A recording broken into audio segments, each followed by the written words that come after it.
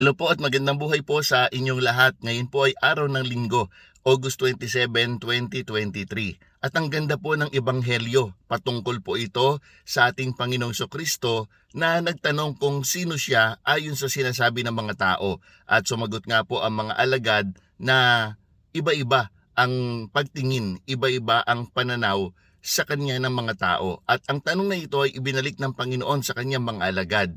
Sino ako para sa inyo? Pansin niyo po, hindi mahalaga sa Panginoon ang opinyon ng mundo. Ang mahalaga sa Panginoon ay ang sinasabi mo, ang sinasabi ko, ang sinasabi natin tayo na mga nagsasabing mga tagasunod ng ating Panginoong Hesukristo. Who is Jesus to you? Bilang isang prayer partner, 39 years na po tayo sa gawain ng Panginoon. Si Jesus ba hanggang ngayon kinikilala mo lang bilang Panginoon at tagapagligtas? Tama naman po yun, pero sana nag-grow din tayo. Sana nagle-level up din po tayo.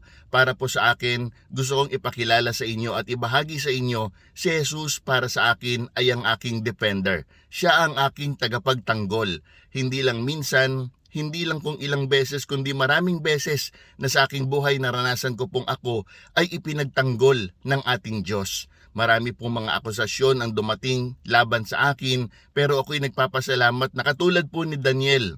Noong mga panahon na ako po ay inaakusahan sapagkat alam ko naman sa aking sarili na walang katotohanan, ako po ay payapang dumalangin sa Diyos at ipinaubaya sa Kanya ang laban. At nagpapasalamat ako kasi nagtagumpay ako sa tulong ng Panginoon. At naalala ko rin po si Jehoshaphat. Si Haring Jehoshaphat po ay pinagkaisahan ng tatlong malalaking mga kaharian.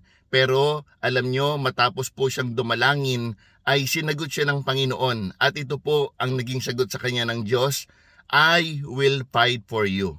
Kaya po katulad nila, sa aking buhay, naranasan ko pong ang Diyos ang aking naging tagapagtanggol.